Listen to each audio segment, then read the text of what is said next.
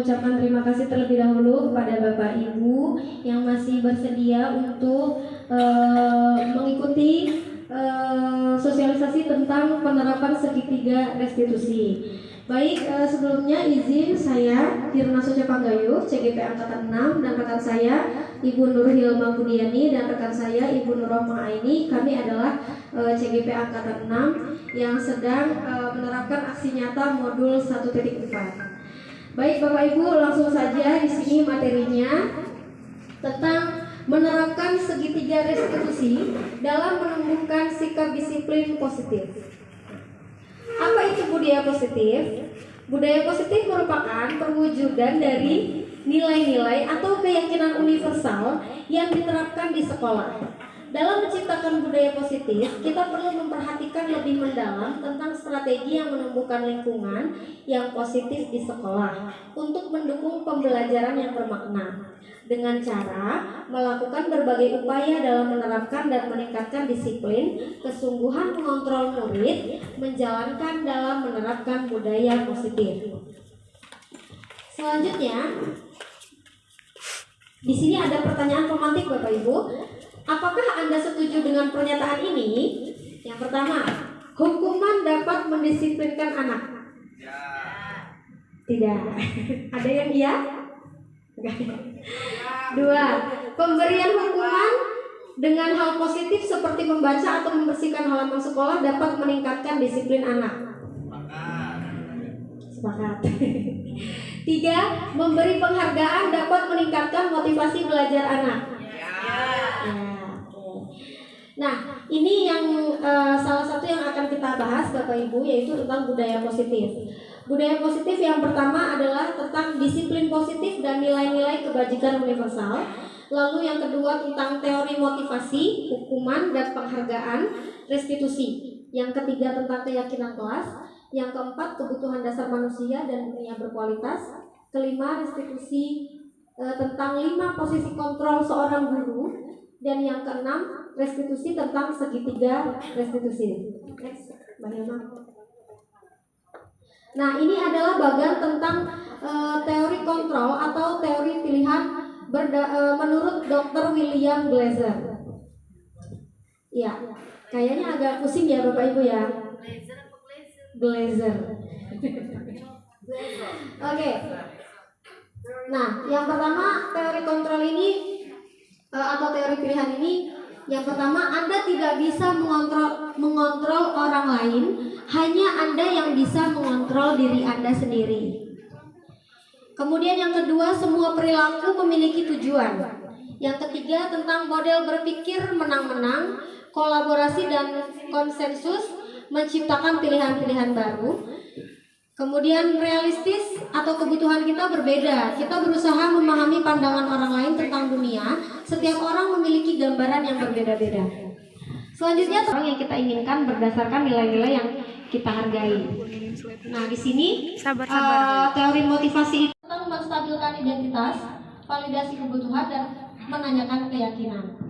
Nah, yang terakhir tentang 5 kebutuhan dasar manusia. Itu yang pertama tentang bertahan hidup, penguasaan, kasih sayang dan rasa diterima, kesenangan dan terima kasih Bapak Ibu, saya izin untuk melanjutkan. Selanjutnya kita jadi ketika kita bisa memposisikan diri kita sebagai manajer, itu insya Allah akan hasilnya tuh bagus gitu teman-teman. Jadi sebenarnya 5 ini saling melengkapi ya, dari posisi penghukum, pembuat orang merasa bersalah, posisi teman pemantau gitu. Tapi ketika kita sudah di posisi manajer, ini adalah tingkat yang paling paling ideal gitu sebagai guru. Karena apa? Ketika anak dia mendapatkan masalah, itu kita satu empati. Terus kita bertanya permasalahannya apa dan anak mengetahui masalahnya apa. Terus ketika kita tanya kira-kira solusinya apa yang bagus, anak tahu. Kita tuh menggiring supaya anak itu. Iya, selanjutnya tentang praktik segitiga restitusi. Nah, di sini ada kasus tentang 4 orang siswa yang kedapatan merokok saat siswa lainnya sedang berkegiatan mendirikan tenda. Nah, ini kasusnya adalah anak-anak yang sedang melaksanakan kegiatan kemah pramuka, tapi ternyata ada 4 siswa yang tidak mengikuti kegiatan malah merokok. Seperti itu. Nah, ini namanya Dani dan Nanda. Ini mendapatkan laporan dari pembina pramuka. Nah, setelah selesai kegiatan tersebut, wali kelas memanggil kedua siswa tersebut. Cut dulu.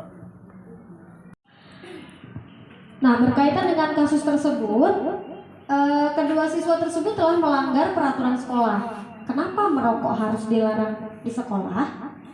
Kawasan tanpa rokok bertujuan untuk menciptakan lingkungan sekolah yang bersih, sehat, dan bebas rokok.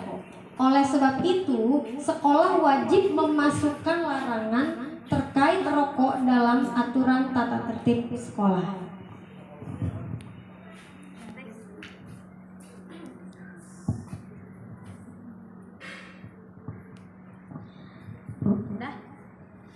Dalam penyelesaian permasalahannya, di sini saya memberikan pertanyaan-pertanyaan yang mengacu pada segitiga restitusi. Yang pertama, apa kesalahanmu sehingga saya panggil? Lalu yang kedua, apa alasanmu sehingga kamu melakukan kesalahan itu? Yang ketiga, apa kamu tahu peraturan sekolah tidak boleh merokok? Yang keempat, apakah kamu tahu bahaya merokok dan akibat dari merokok? Yang kelima, apakah kamu menyesal melanggar peraturan sekolah? Selanjutnya, bagaimana kamu menyelesaikan kesalahan kamu? Apa rencana kamu ke depannya agar tidak terulang? Adakah solusi atau kegiatan yang akan kamu buat untuk memberitahukan kepada teman-teman tentang bahaya merokok? Nah, ini Bapak Ibu salah satu praktik segitiga restitusi. Dan di sini guru melaksanakan praktik segitiga restitusi sudah sesuai dengan pertanyaan-pertanyaan yang sebelumnya sudah dipresentasikan.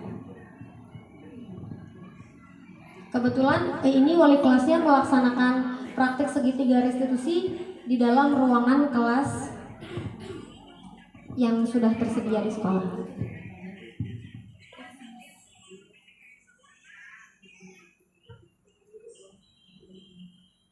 Nah, ini tadi tentang pertanyaan-pertanyaan tentang penerapan segitiga restitusi. Di sini ada 3. Yang pertama, validasi tindakan. Pertanyaannya ada 3. Apa kesalahanmu? Apa alasanmu? Apakah kamu tahu? Ya kan? Lalu yang kedua tentang menstabilkan identitas. Ada 3 juga pertanyaannya. Lalu yang terakhir tentang menanyakan keyakinan. Nah, intinya di segitiga restitusi itu ada pertanyaan validasi tindakan, menstabilkan identitas, dan menanyakan keyakinan. Udah berapa menit? Oke, selamat siang ya Kia. Selamat siang. Ya, jadi hari ini Ibu ada perlu dengan Zakia. Ibu mau ngobrol-ngobrol aja sih sama Zakia. Kira-kira Zakia tahu nggak sih kenapa Ibu panggil Zakia? Zakia tahu. Zakia tahu bahwa Zakia suka datang terlambat. Zakia suka terlambat. Iya.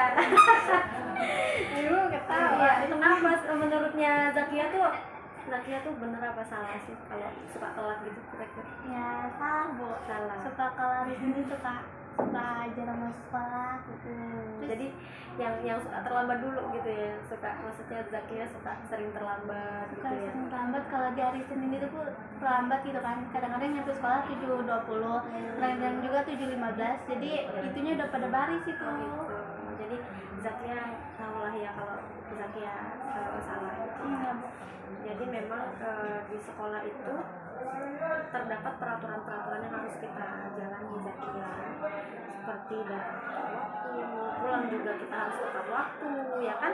Kita nggak bisa semau kita gitu datang ke sekolah, karena memang di sekolah itu sudah ada peraturan sekolah yang berlaku seperti itu. Nah, kira-kira di kelas itu kan kita ada keyakinan kelas ya Zakia ya. Iya. Ada keyakinan kelas tentang disiplin, tentang jujur.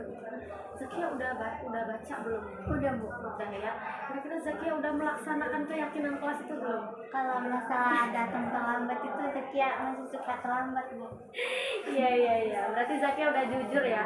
Salah satu nilai yang ada di keyakinan kelas kan jujur. Berarti Zakia udah jujur ya sama ibu ya, bahwa Zakia sering terlambat. Nah, kira-kira menurut Zakia apa sih yang harus Zakia lakukan supaya Zakia tidak terlambat?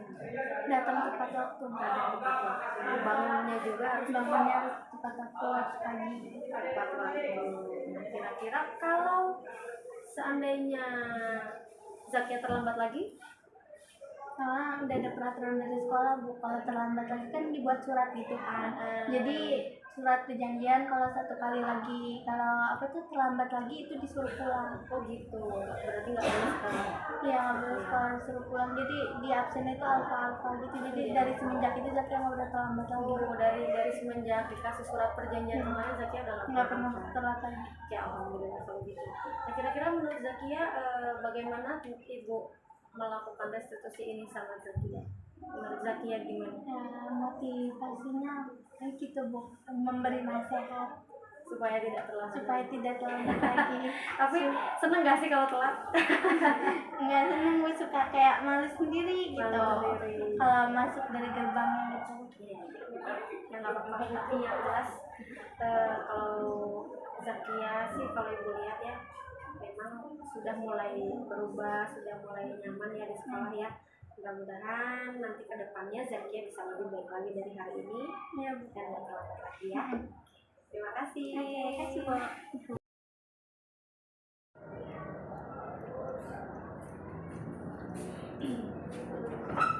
Selamat siang Zakia. Selamat siang Bu. Gimana kabarnya hari ini? Alhamdulillah baik. Tapi hari ini belajar kan ya? Belajar. Iya. Zakia tahu nggak sih kenapa ibu panggil? Tahu Bu, karena Zakia salah.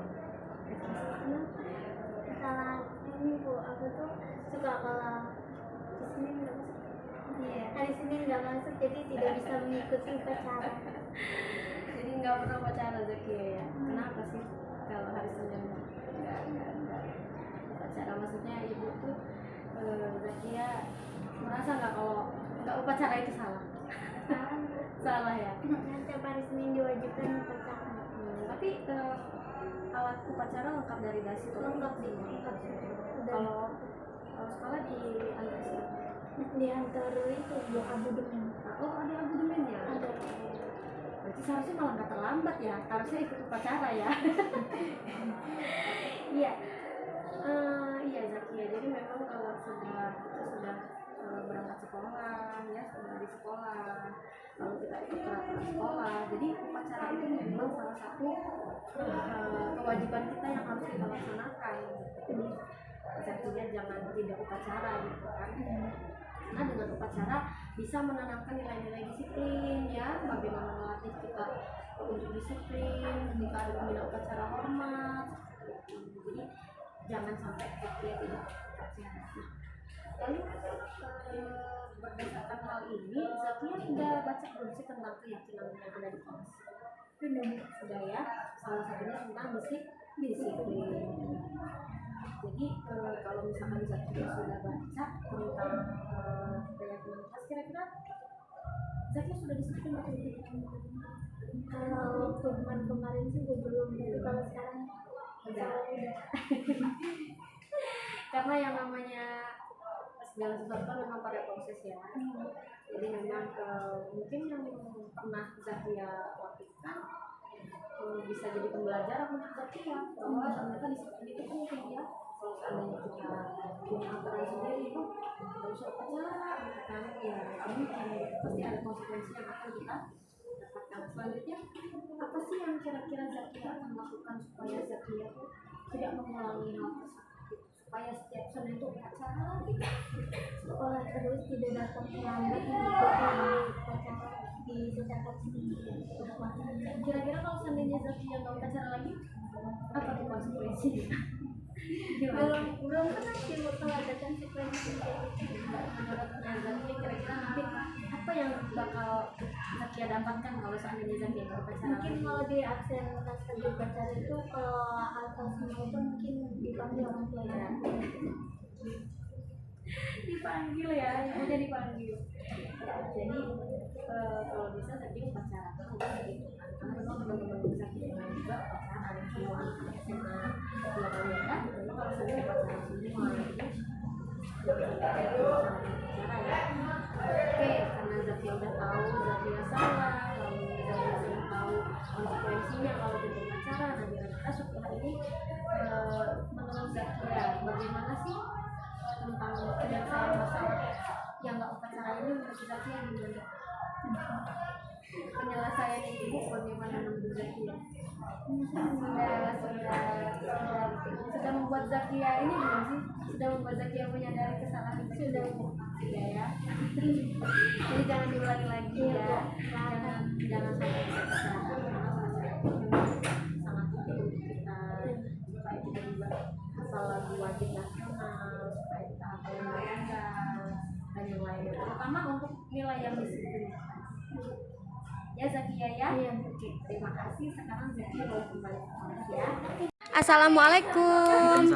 Mohon izin Bapak, mohon izin memperkenalkan diri terlebih dahulu, dan Bapak bisa menyampaikan apa yang sudah Bapak dapat tadi dari, atau refleksi yang sudah Bapak dapat dari sosialisasi tentang budaya positif.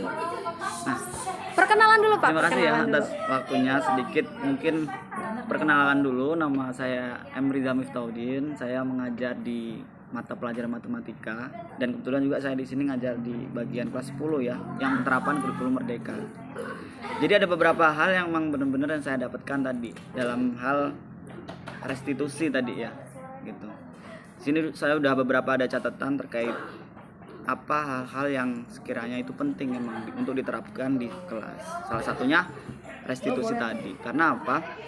Benar tadi ya, saya juga sepakat dan juga saya tidak membantah terkait restitusi tadi, karena memang setiap siswa itu kan memiliki masalah yang berbeda, latar belakang yang berbeda, dan kita juga tidak boleh langsung bahasanya menghakimi gitu ya. Jadi emang kita coba gali dulu apa penyebabnya, kenapa kok anak itu seperti itu. Kemudian juga apa hal yang harus kita lakukan agar dapat menyelesaikan masalah anak itu tadi. Kalau salah satunya yang biasa kita lakukan itu ya, atau yang sering kita lihat itu kan dikasih hukuman gitu kan, disuruh keliling lapangan. Nah itu kan sudah tidak pas lah di zaman sekarang, terutama di kasus-kasus yang sering terjadi di era sekarang ini. Nah mungkin itu saja sih sedikit yang bisa saya tangkap. Sebenarnya lebih banyak lagi, cuman itu yang sangat lebih penting yang bisa saya dapat dari penjelasan tentang restitusi tadi. Terima kasih Pak Riza. Semoga membantu ya. Sukses terus Pak Riza. Amin.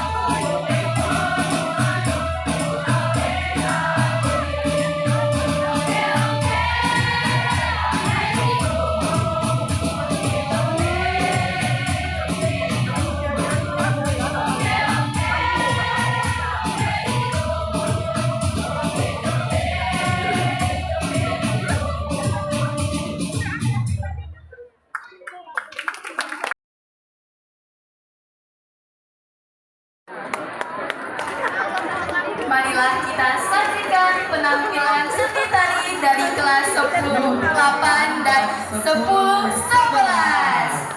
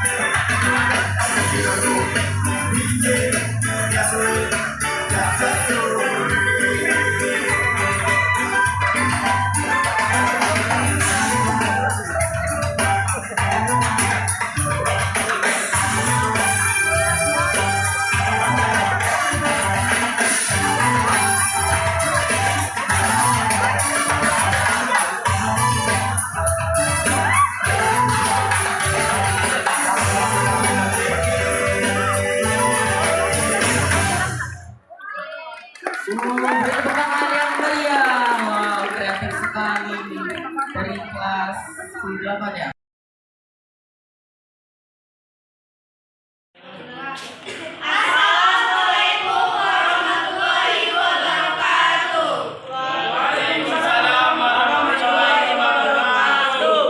Kami dari kelompok 3 ingin mempresentasikan hasil kerja kelompok kami berupa mading.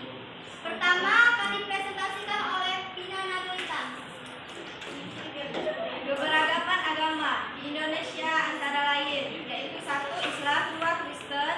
Kristen terbagi menjadi 2, yaitu 1 Kristen Katolik, 2 Kristen Protestan, 3 Hindu, 4 Buddha, 5 Konghucu. Keberagaman suku di Indonesia, 1 suku Jawa, 2 suku Melayu, 3 suku Dayak, 4 suku Bugis, 5 suku Asmat, 6 suku Lampung. Keberagaman tarian daerah yang ada di Indonesia misalnya antara lain 1 tari saman dari Aceh, 2 tari tortor dari Sumatera Utara, 3 tari piring dan tari payung dari Sumatera Barat, 4 tari Sudana, tari jangget dan tari meriting dari Lampung, 5 tari cungkur daya dari Yogyakarta, 6 tari reog dari Ponorogo. Tari reog Ponorogo dari Jawa Timur, 7 tari kecang dan tari keset dari Bali, 8 tari sorende dan tari polo-polo dari Gorontalo. Rumah adat di Indonesia misalnya antara lain Kolong Tati dari Aceh, Bolon dari Sumatera Utara, Rumah Gadang dari Sumatera Barat, Rumah Baduy dari Banten, Rumah Jogo dari Jawa Tengah, Rumah Lungo Sesat dari Lampung. Lanjutkan oleh Saadat. Keberagaman makanan khas Indonesia antara lain mie Aceh dari Aceh. Assalamualaikum warahmatullahi wabarakatuh. Waalaikumsalam warahmatullahi wabarakatuh. Di sini kami dari tim redaksi kelompok 1 ingin mempresentasikan hasil mading yang bertemakan Bhinneka Tunggal Ika. Yang pertama akan dibacakan oleh Zafira Fergita. Bhinneka Tunggal Ika adalah moto atau simbolan bangsa Indonesia yang artinya berbeda-beda tetapi tetap satu. Bisa kita lihat pada tulisan Indonesia terdapat keragaman yang ada di Indonesia. Yang kedua akan dibacakan oleh Davina Azara. Langsung aja ya, langsung aja. Indonesia kaya akan budaya, suku, ras, bahasa, dan agama. Keragaman yang ada di Indonesia adalah kekayaan dan keindahan bangsa Indonesia. Lanjut. Keragaman suku di Indonesia, suku Jawa, suku Sunda, suku Lampung, suku Batak, suku Dayak, dan suku Gayo, suku Bugis, suku Bali, dan suku Minang. Indonesia bukanlah sekedar nama, ada kewenangan cinta dan luka, ada tempat berpetualang dan ada betul.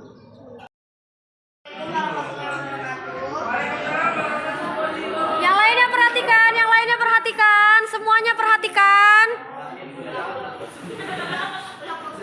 Lanjut. Di sini kami dari tim redaksi kelompok 1 ingin mempresentasikan hasil presentasi kami tentang